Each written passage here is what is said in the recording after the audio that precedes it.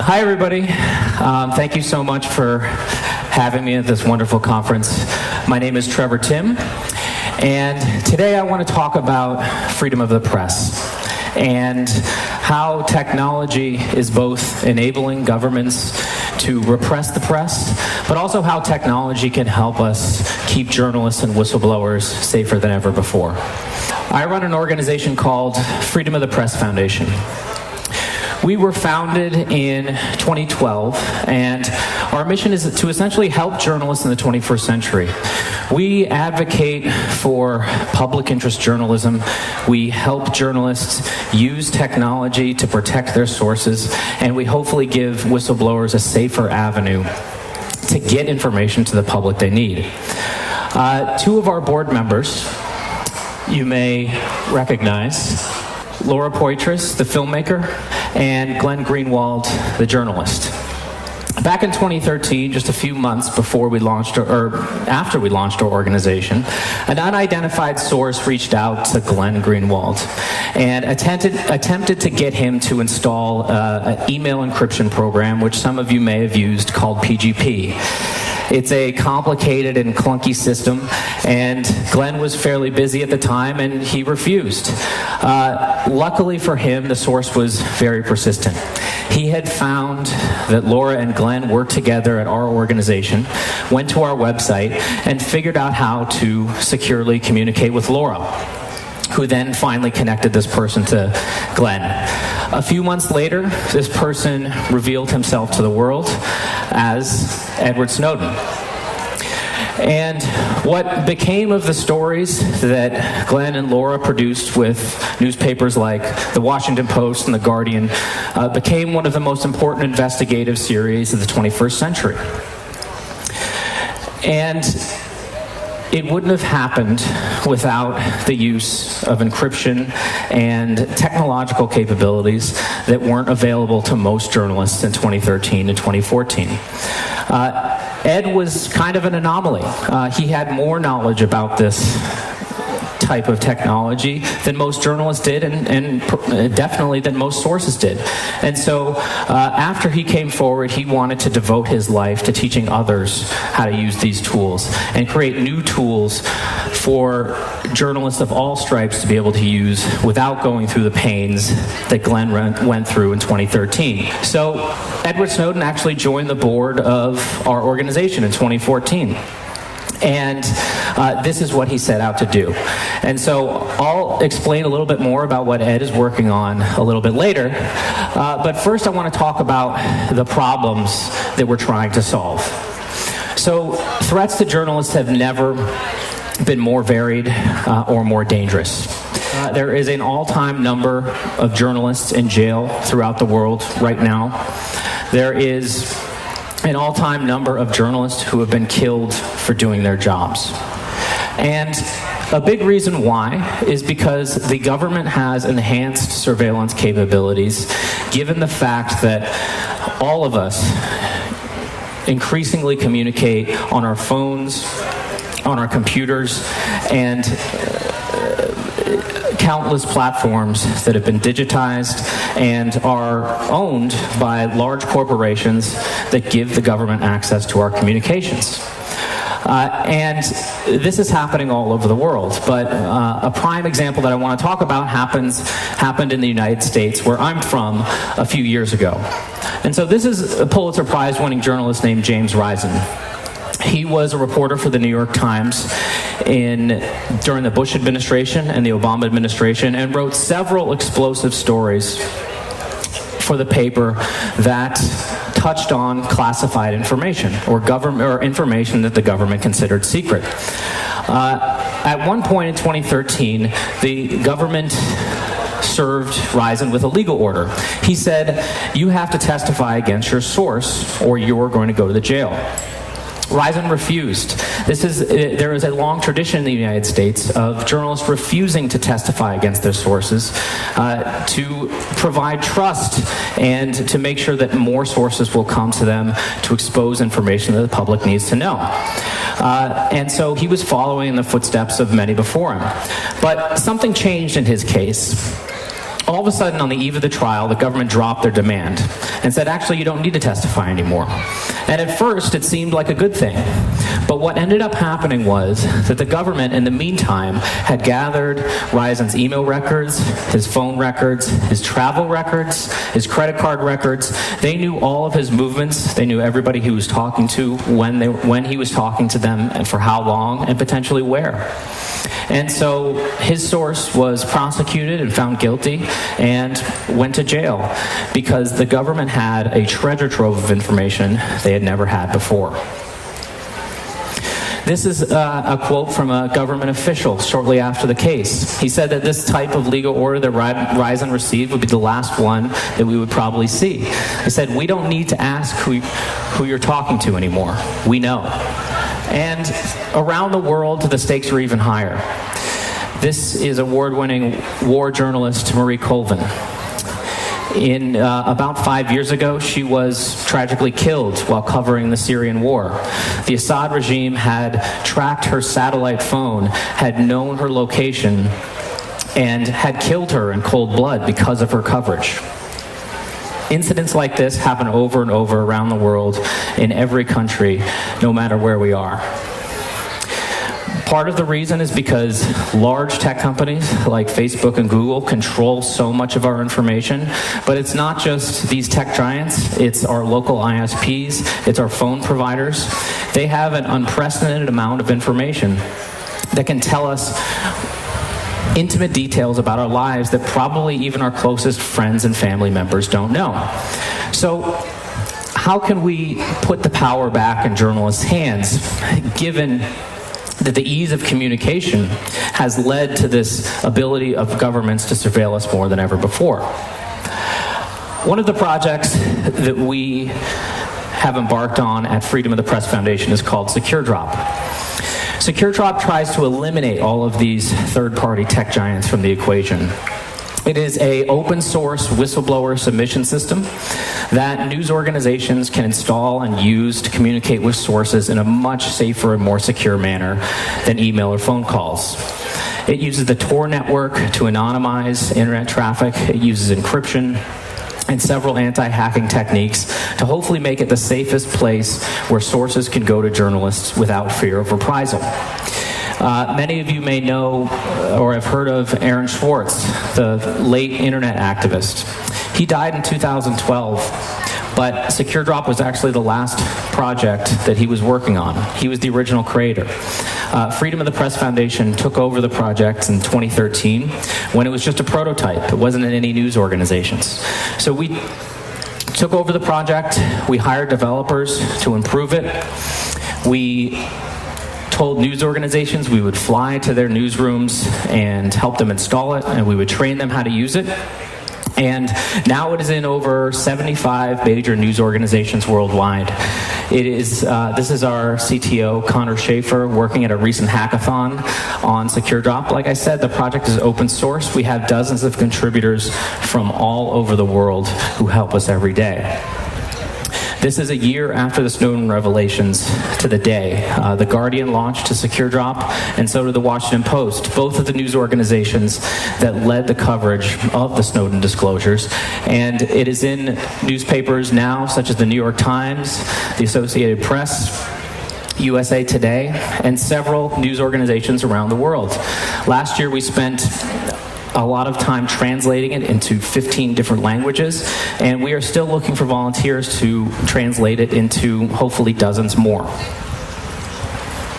So back to Edward Snowden.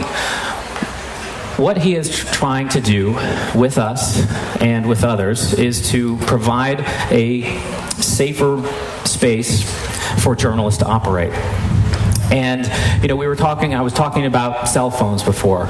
They are constantly emitting signals 24 hours a day that share our location. They have cameras on them and sensors and microphones, and can cause journalists to become at more risk. But what if we turn those sensors on themselves and make them work for us? One of the first projects that Snowden has worked on with us is a project called Haven. Haven is an Android app which you can download for free. Over 500,000 people have downloaded so far, and it essentially tries to use the sensors on your cell phone to work for you. It is a security system in your pocket. You can leave it in your hotel room or your home when you leave or when you travel, so that it can monitor what happens on your phone if you're worried about, for example, as a journalist, having the authorities come seize your materials. It has motion detectors, it uses the camera, it uses the microphone to send you secure alerts for what is happening when you're not there. And best of all, it does not use Google, it does not use Facebook, it does not use any third parties at all. Actually, it is using Tor hidden services and the Signal messaging app to only send you end-to-end encrypted messages so that only you know what you are seeing and nobody else. This is another project we've been recently working on. It's called Secure the News. It's not for journalism privacy or privacy for journalists, but it's for privacy for readers. There's nothing more sensitive than what we read online. And a lot of news organizations were not using HTTPS encryption to protect its readers from snooping from governments, from criminals, from anybody in between. So we set up this website to automatically track hundreds of news sites to see if they were adopting HTTPS encryption. We set up this leaderboard that automatically graded them, essentially trying to shame them into compliance. A couple years after when we launched, there was less than 20% of news organizations using HTTPS encryption. Now it's over 94%. But we're not the only ones doing this type of work. This is a recent article in the New York Times about the push for public interest technology. Many universities around the country have been pushing engineers and technologists to not just work for big technology companies, but to work for the common public good. But new problems crop up all the time, whether it's tech companies, whether it's startups, whether it's governments. This is a story about Google's potentially censored search engine that they were planning on launching in China, called Dragonfly. This article explains exactly how dangerous it would be for journalists in China, who are obviously already under major, major threats. The only reason we know about this project was because whistleblowers came forward and brought it to the press. Because of these stories and the relentless publications by news organizations on this project virtually every week for months, Google was forced to abandon it. But it's not just large tech companies. A major threat journalists face increasingly is the threat of malware. Secretive corporations are building exploits which are then sold to governments under the guise of protecting us from terrorism, but what ends up happening is they end up getting used against journalists. This recently was in the headlines because of the case of Saudi journalist Jamal Khashoggi, who was brutally murdered by the Saudi Arabian government. It turns out that Jamal Khashoggi's friends and family had been tracked by Pegasus malware. The same thing has happened in Mexico, where journalists have been getting killed in record numbers. A journalist had his colleagues, after he was tragically killed, it turns out that his colleagues had been spied on through this malware. But again, the only reason that we know about this, the only reason that pressure can be put on these companies is because it is being exposed by brave activists around the world. In this particular case, it was a group called Citizen Lab out of Canada, who has a group of researchers who works with journalists to expose this malware by taking their devices, trying to find it, and then telling the press about it. But as much as we want to use technology to combat government's use of technology, sometimes it's an age-old problem that we can't stop without political pressure. This is a news article from just 2 weeks ago. An Australian journalist who is writing about a secret government document that talks about how the Australian government could potentially be surveilling its own citizens, her house got raided by the police. The very next day, the same thing happened to the Australian Broadcasting Corporation, their public broadcaster. And we've seen this type of incident happen over and over in democracies around the world that have claimed to value freedom of the press for so long. Here is another story from France from just last month. A group of French journalists at a non-profit news organization had exposed that the French government was lying about its support for the Yemen war. These journalists were hauled before an intelligence panel and interrogated, and if the French government chooses to prosecute them, they could face years in jail as well. And even back in my home in the United States, the land of the First Amendment and free speech, the press freedom is under major assault that we have not seen in the modern era. Just last month in San Francisco, California, a freelance journalist had his house raided.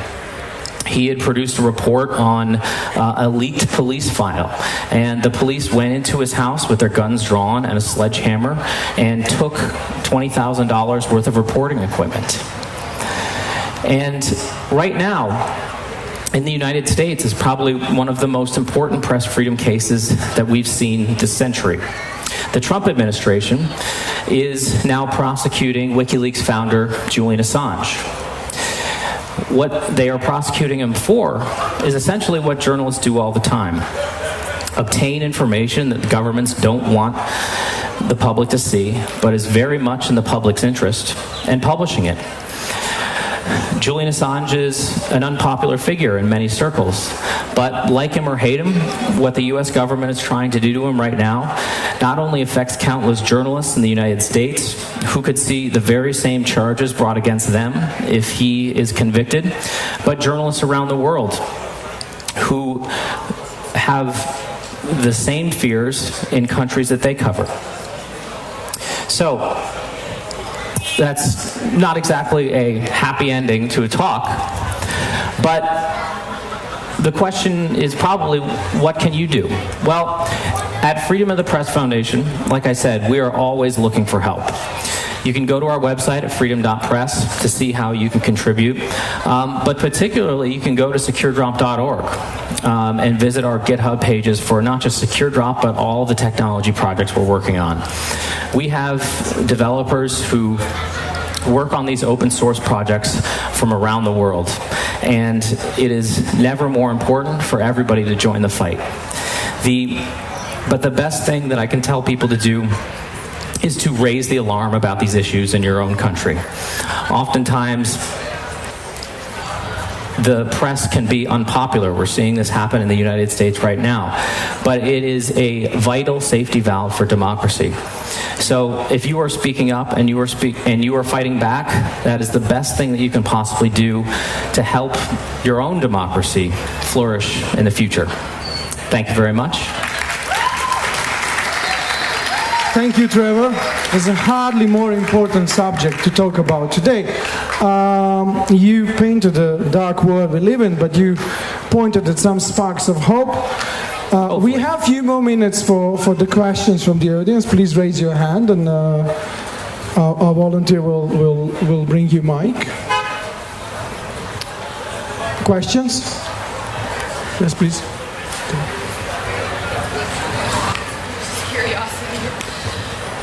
Yeah, like I said, it's not a very intellectual question, but do you actually know Edward Snowden personally? Like, have you met him before? I do. I have been to visit him in person once, but we communicate regularly. He's actually the president of our board of directors and is using many of the same encryption tools that we recommend to journalists. Thanks. Another question? How many people are actually working on this, on SecureDrop, for example?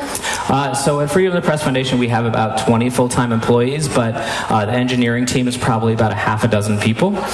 We also have a couple people who work on support with news organizations. So we'll actually travel to news organizations to help them install it, or if we can't travel there, to help them walk them through it step by step and train them how to use it. But if this was a project that was at a large for-profit tech company, there would probably be dozens and dozens of people working on this project. So, we're always feeling constrained with resources, even though we have more engineers than ever before. And it's a constantly changing problem. So it's not like we can build this and then set it free. It's, fixing bugs, maintenance, adding new features, especially when we're working with dozens of languages now. It can be an uphill battle, but as we've seen it catch on, we've been getting more and more support, so it's been great. Thanks. And I wanted to ask, you pointed some very interesting and useful technological solutions, but how much is actually protection of freedom of press matter of technological solution, and how much it is a matter of completely rebuilding international and national legal structures? I think it's partly both. One of the reasons that we focused on technology so much is because the rule of law has broken down a bit in the United States, but we've seen this around the world. In those last slides that I was showing, the raids of news organizations, there's not going to be technology that can prevent that. Certainly encryption can prevent authorities from gaining access to your sensitive materials if these raids happen. But ultimately, it's about pressuring politicians and our elected officials to stop this. So in the San Francisco example that I brought up, this was a huge controversy in the city of San Francisco, who have the elected officials in San Francisco are usually very progressive. And so at first, the politicians were defending this raid, but because there was such an outcry and backlash after the fact, it turned out that they all had to apologize. The police chief went in front of cameras, said he was sorry, and even admitted that this raid was likely illegal. So only with that type of pressure and working within the government structure are these types of incidents going to ever fully stop. But hopefully with this new technology and new tools that we're building, we can at least prevent that in the worst case scenarios, or help mitigate that, and give governments an example for why they should be following the rule of law, because it's then been being put into our hands, which we would prefer the other way around. What was sort of hopeful in the case of San Francisco is that, as I follow well, the police union was the first one to sort of say we're supposed to do. The police union itself, yes, actually called for the police chief to resign. So there can be happy endings in this situation. That case is not a full happy ending yet, but we're getting there. It's a step forward. Thank you very much. Thank you very much.